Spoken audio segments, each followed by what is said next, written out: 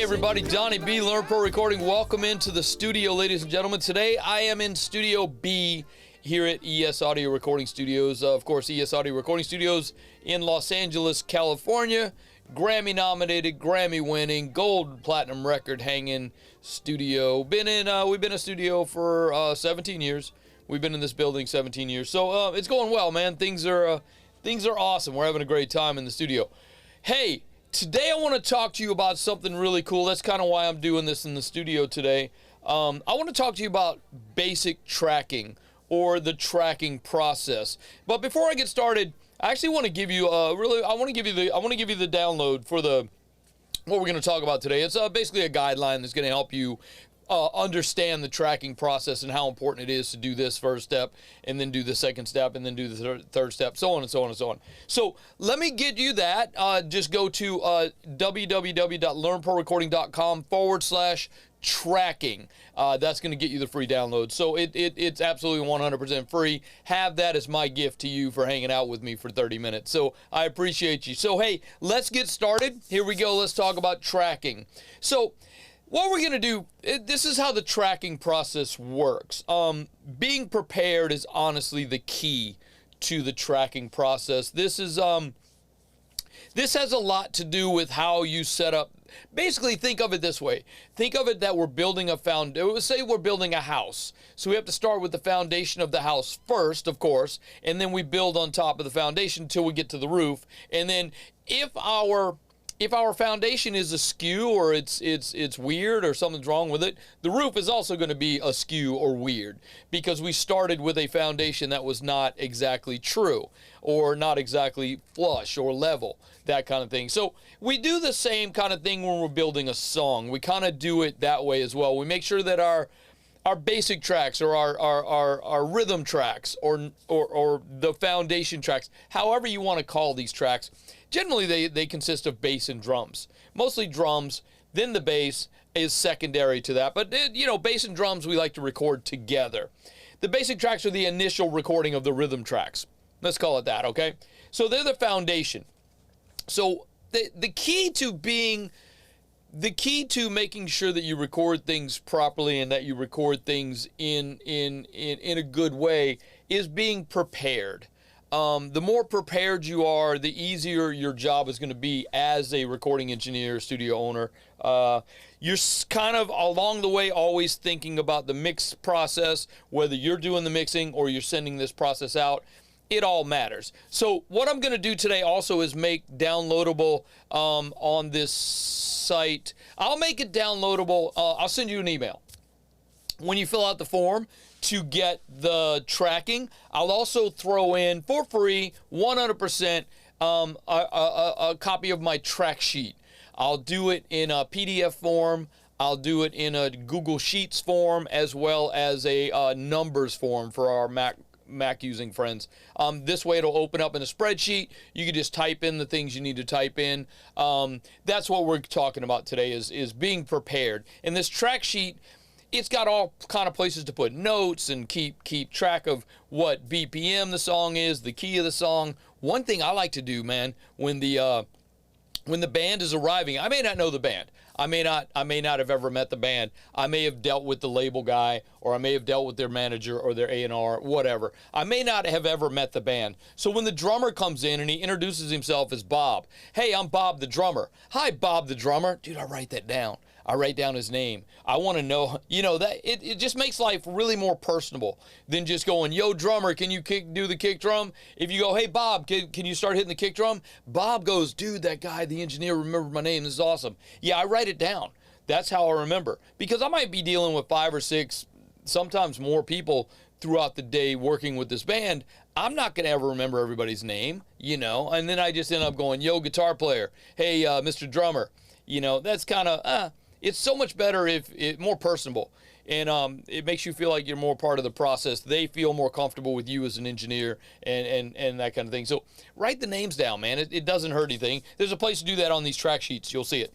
Right in the very front sheet, there's a place for notes.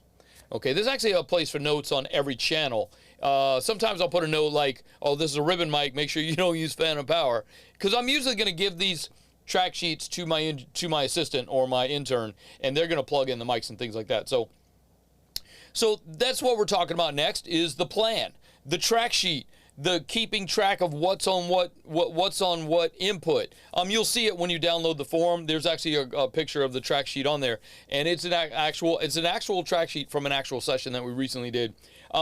So having this plan means that I know exactly what microphone I want to use on the kick drum. I know exactly what preamp I want to plug that microphone into, and I know exactly what, if I want to use any outboard gear, like an EQ or a compressor, whatever, I can write those down in there. And my assistant, who's going to help me plug things in and get mics set up and all that stuff, my interns are going to help me run cables and things like that. They know exactly what microphone I want on one instrument, and they know exactly where to place it, sort of where to place it. Like if I say the kick drum, they know that that mic's got to go near the kick drum, close to the kick drum. Don't put it in the other room by the bass player. It's a kick drum mic. Okay, this is like day one kind of stuff. So, but they know exactly where I want the mic, what mic I want, what preamp I want to plug it into, what Pro Tools input I want to if I want to go to the console, if I want to monitor on the console. They have all this information already done so that we can actually set up the band before the band even gets here. The band pulls up, they come in, drums already set up, guitars already have mics in front of them, guitar amps already have mics in front of them. They're ready to go. They come in, they sit down, they tweak a little bit, and we play. We start getting tones. That's how it works, okay? So that's what a track sheet is going to help you do. It's going to help you keep track of where everything is. Everything that we're dealing with, it's going to help you keep track of that stuff. So that's a big part of what we do as well. Having access to, the more organized you can be and the more streamlined you can make this process and keep some of that stress and anxiety off of the band. So all the band has to do is come in and play their instruments. That's all we want them to do. We don't want them worried about what microphone we're going to use. We don't want them worried about what kind of preamp we're going to use on the guitar. We don't want them thinking about that. That's our job as engineers and producers. That's what we do. That's why we get paid. So let's do that, ladies and gentlemen. Okay? So let's say the drummer and the bass player have all come in. Right, we might even set up the whole band. I've even done it where we have the vocalist just on a handheld, because usually they're a band. They've been playing together, practicing together. They like to play together. The drummer may need a cue from the singer as to when the next section of the song comes in. So I'll give a microphone to the singer. They can usually sit in the booth with us. They sit in the control room with us and just sing handheld. Maybe put on headphones if they need to hear themselves really well, that kind of thing. But honestly, there has been a couple of times where I've had the singer in the booth with me. She was actually the piano player as well. She was playing keyboards and piano at the same time, and she was singing in the control room. Honestly, a couple of those songs, those were actually the vocal takes that we used. The ones that we did, the scratch tracks, if you want to call them that. Those were actually the tracks we used because the performance was amazing. Because she was grouped in with the band was playing, the band was sounding good, she was sounding awesome, she was in the moment, she was in the song, she was feeling it, and it was the better take of all the takes. You try doing it later, the energy's just not quite the same, so it's a little bit different. So I like to do that, just in case. Dude, you never know. You never know exactly what's going to happen, right? So we're mostly going to focus on drums and bass. So we'll have the drummer come in, tweak the kit. Unless he's bringing his own kit in, then he's already tweaked it. Then we'll start getting sounds. We'll get the drummer to just start playing. Sometimes I'll go through each drum just to make sure that it's sounding the way that it's supposed to sound. Generally, though, the way that I do it is that I just get the drummer to play. Just play the part, warm up. Play your drums. Let me hear you. Let me hear what you do. Let me hear you play how you play. And I can adjust my equipment to the drummer the way that he actually plays when he's actually playing. Not when he's just hitting the snare drum or just hitting the kick drum. Not that. I want to hear him actually playing his drums the way that he's going to play his drums.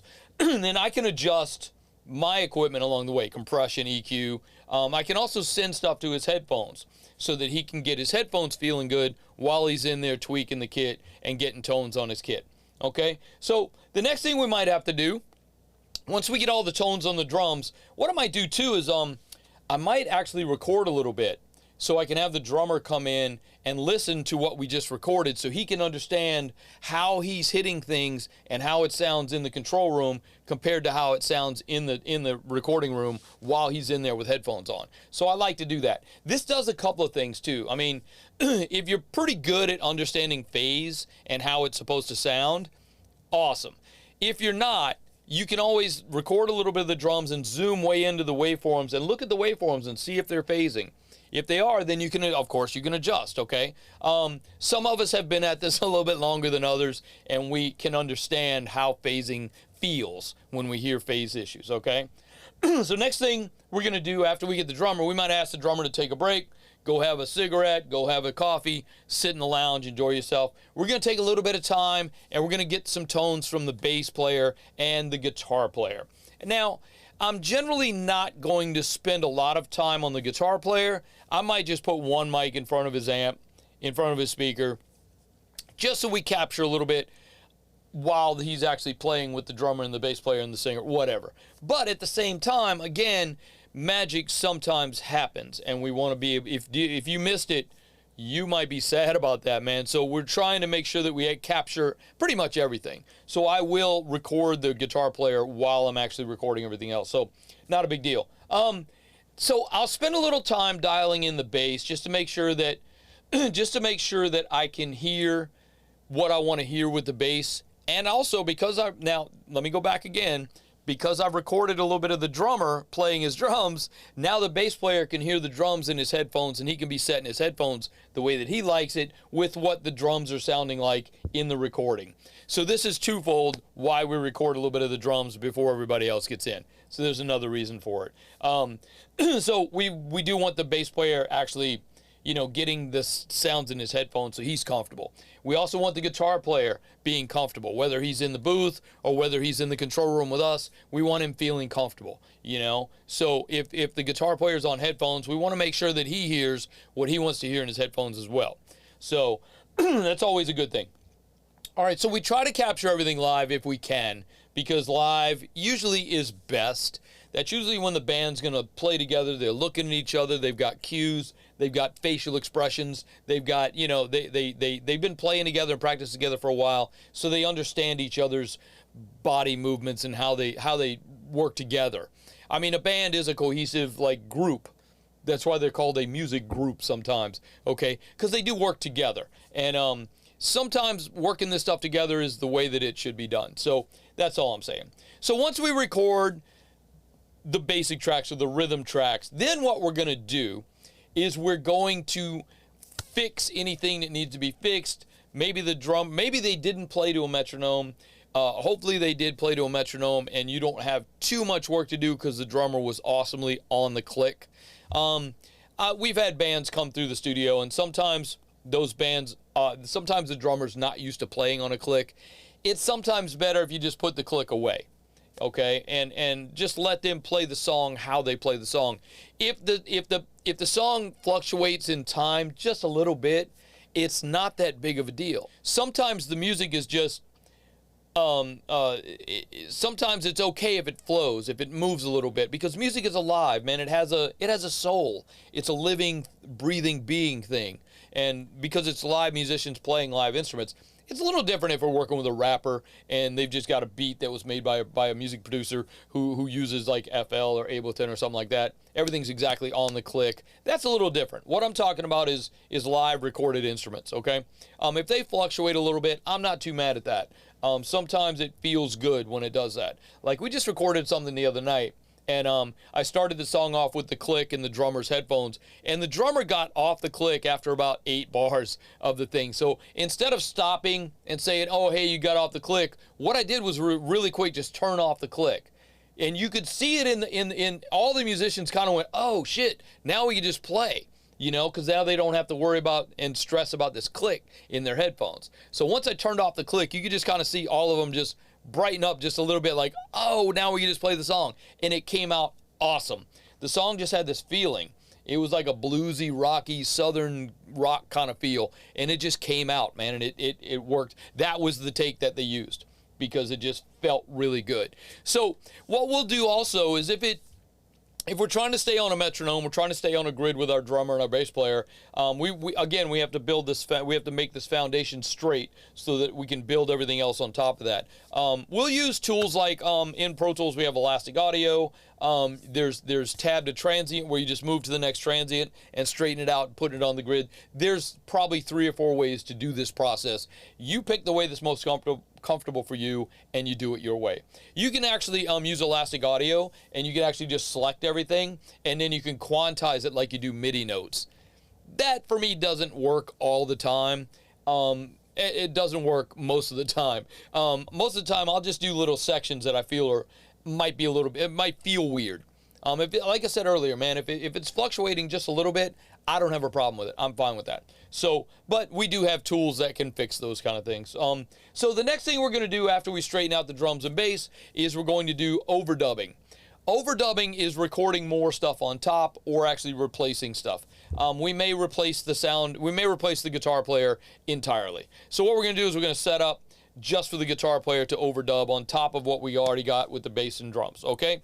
So then, once we get our guitars, then we might add, I'm not going to go too deep into how we record guitars and things like that. That's a whole nother podcast. We'll talk about that some other time. What I'm talking about is just the basic tracking and getting things recorded today, okay? So I'm not getting too deep into all of this right now. I'm just kind of paraphrasing a lot of this stuff. A lot of the stuff is actually in the PDF that you guys can download. Again, go to www.learnprorecording.com/tracking to download this PDF that I'm reading from right now. So so the overdubbing is the putting tracks on top. So we might add some guitars. We might even just add to the guitars that we recorded. We might add some solo parts on top of that. We might add a rhythm track or a lead track on top of all that stuff. Not a big deal. We're just adding, we're making the guitars feel good in the song, and if that means recording them completely again, we will. Next, we might add some keyboards, some piano, some strings, maybe a harmonica or a cowbell or something. Whatever's in the song that we need to put on top of the basic tracks that we have, okay? Because now we're also going to get a rough mix on the song because our singer's coming in next, and we want the singer to feel good when she sings her song, okay? We want it to have like a pretty decent feel in the headphones while she's singing her song because we want to try to capture the best piece of the vocals that we can. All right, so while we're recording vocals, it's pretty cool to take a little extra time to make sure that the vocals are feeling good. If you're not familiar with the vocalist, you're not familiar with how they sing or their tone or that kind of thing, you might have a couple of different microphones up to try out. You know, that's all another part of us being engineers, man. We try to get the best of how it sounds. We try to get, you know, if they don't have a producer, if they don't have somebody going, yo, let's try singing it like this. That's what I mean by producer, not the guy who makes the beats, but the guy who says, hey, you sang it wrong, let's sing it again, but better, okay? If they don't have a producer, sometimes the engineer can take on that role and say, hey, your timing was a little off on that, you were a little flat on this note, maybe you could pick that one up, maybe you could try singing up and then down instead of down and then up, that kind of stuff. But kind of, as an engineer, find your place. If the singer kind of balks on you talking like that and giving advice and giving tips like that, just don't do it. You know what I mean? I've actually had clients tell me to shut the F up and press the buttons. That was the exact quote. Hey, shut the F up and press the buttons. Although she didn't say F. You guys get my point, right? But she just told me to shut up and press the buttons, which now I know my place. All I got to do is press the button. When I feel like I kind of looking at the producer and she's telling me when to press, basically telling me when to press the button. Okay, so there's that. So we might take multiple takes of the vocals. So once all the vocals are recorded, what we're going to do is we're going to create a playlist from that. We're going to we've actually tracked everything on playlist, and we're going to make a composite track or a comp track. So what we'll do is take all the playlists and move them down one and make a strict empty track at the top and be able to move all the little sections of the vocals from the different takes. We'll find the best take of the verse section. We'll find the best take of the chorus section, the best take of the ad-libs, the best take of the backgrounds, whatever, and we'll create composite tracks of that. All right? So that's pretty much it on recording and editing the vocals. The next thing we're going to do is we're going to tune any vocals that might need to be tuned. Look, when you're tracking, you might have auto tune turned on because the artist likes having that feel of auto tune in their headphones. If you're dealing with hip hop or rap, they probably want to have auto tune turned on, but you're not going to print this. You're just going to listen to it, okay? You don't really ever want to print auto tune. If the client does insist upon printing auto tune, what I usually do in that scenario is I will have another track and I'll keep it muted that does not have auto tune, because 9.99 times out of 10 they're going to come back and say, oh man, there's too much auto tune on that, can you just go in and turn it down a little bit? But if you track to the auto tune, the answer to that question is no. So yeah, always do that, okay? This studio, when we actually tune vocals, we use Melodyne. Melodyne is way more transparent than auto-tune, and I find that it's easier to use. I find that it's a little more powerful for me than auto-tune. Maybe because I'm faster at it. Auto-tune, Antera's auto-tune does have a graphic mode, which does allow you to do a similar feature that Melodyne uses, that Melodyne has, but I prefer Melodyne. So just to let you know, my choice is Melodyne for when I'm actually tuning vocals, okay? Because it is transparent, unless it's a hip-hop rap thing and we want to have that feeling of auto-tune.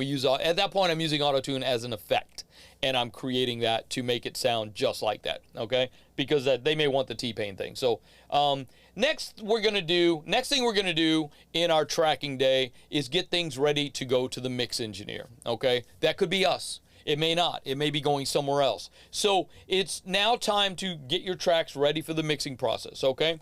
Whether you're mixing the song or someone else is mixing the song, this is probably the most important thing you can do, and that is to name your tracks. Let me say that again in case you missed my words. Name all of your tracks. When you make a track, you can name a track. Get into the habit of naming your tracks. Honestly, and I've told you guys this before, if you send me a track to mix, I'm a mix engineer. That's what I do here. That's mostly what I do here. I don't really record that much. I don't track that much anymore. Because I own the studio, I am part of the tracking process when it comes to drum sounds, because we are known as a drum studio. We get clients that come here because they know that we have a great drum room. And so I am always part of a drum session when we're setting up. When we're actually tracking drums, I'm not that part of it. I'm not that big of a part of it because I've already gotten the tones. I know what the drums are going to sound like. They now have my approval. You may now record your drums, okay? So that's how that works. So, but if you send me a track, if you want me to mix your song, which I am available for mixing your song, by the way, if you want to reach out, just email me, info@learnprorecording.com. There you go. a little plug for my mix business there. So, but if you're going to send me a track to mix, and if I get this song to mix, and all the tracks are labeled audio 1, audio 2, audio 3, I'm sending it back. I'm not mixing your song unless you name your tracks. Because I have to take the time to go solo things and figure out, oh, is that a lead vocal? Is that a background vocal? Is that a harmony vocal? Is that a double vocal? I don't know, man. If you're talking about an R&B song, you might have 25 tracks of vocals, and now I got to go through each one and try to decipher what's what, because they're all labeled audio 1, audio 2, audio 3. Name your tracks. Just get into that habit, okay? Please name your tracks. Everyone in your world will thank you if you're naming your tracks, okay? So next thing you want to do is kind of get your tracks in order. It doesn't matter. That part doesn't really matter. I like my tracks in a certain order. I like my drums, then my guitars, or my drums, then my basses, then my guitars, then my keyboards, then my special stuff. If it's percussion, I like that up by the drums, like cowbells or whatever percussion, timbales, whatever, congas. I want those by the drums, then my basses, then my guitars, then my keyboards, strings, pads, organs, those kind of things. And then my vocals are on the other end. So I got drums on one end, vocals on the other, and then my effects are last. Okay, so that's just how I like my tracks laid out. You guys do it however you want it. Just as long as you're efficient, as long as you're having a good time with it, totally fine with me. There's no rules. There's no standard color coding, none of that stuff. If you want to color code your tracks, please do. If you want to make groups, please do. That's just how you roll. That's how you do stuff. You be you. You do the things the way you do things, and that will keep you efficient and on task, and make you a faster, better mixer. So that's just how I do it. You guys don't have to do it the way that I do it, and that's totally fine. We've actually discussed this before. We're going to discuss this again, maybe next time, maybe next week, which will be the first part of May. We may dive into more talking about mix prep and master prep. We've talked about these before, but I think these are really important, and we should continue to go back. We'll discuss this. Maybe next time we'll do another episode on mix prep and mastering prep, because these are important. These are important items to what we do and how we do it. And I know we've talked about it before, but it was, months ago. Let's bring it up again in a new unit and talk about it again. So, hey, listen, I'm going to get up out of here today. I'm really glad you guys got to hang out with me. If there's anything that comes up, please reach out. It's info@learnprorecording.com. Hit me up. Any questions, comments, or concerns. If there's anything that's bugging you about your studio, about your workflow, about how you do things, let me know. Reach out to me, man. It's info@learnprorecording.com, and I'm here for you. Just let me know. Let me know also in the comments below, or shoot me an email, private email. Let me know if there's anything you've been struggling with in your studio that you want to see me make a video or talk about or discuss or just give you my opinions about. Just let me know. Again, info@learnprorecording.com. Or if you want to let everybody see it, put a comment down below on the YouTube channel here, and just let me know. Don't forget to subscribe. Everybody should be subscribed to my channel. I don't know why you guys aren't subscribing. That way you get, I come out every week. Every Sunday there's a new podcast. Every Sunday there's a new video. You guys should get subscribed. That way you don't forget. All right? So another thing I wanted to talk to you about too is the coaching feature. I am a live coach. I can work with you one-on-one via Zoom. I come into your studio. I can help you with anything you might be having problems with. I've also got a free 40-minute coaching feature that's available for everyone. All you have to do is reach out to me at learnprorecording.com/coaching. You have to apply. I don't coach just anyone. You have to apply, and you basically fill out the application. I get back to you if I feel like I can help you. Okay, you kind of let me know about what's going on with your studio, what you think I can help you with, and if I feel I can help you, I will reach out and we will set up a session and make it happen, man. And it's free, 100% free. All you have to do is go to learnprorecording.com/coaching. Fill out the application. Let's get this process started. Hey, I appreciate you guys hanging out with me. Happy weekend. We'll see you on the blog post on Wednesday. My name is Donny B. I am out. Peace.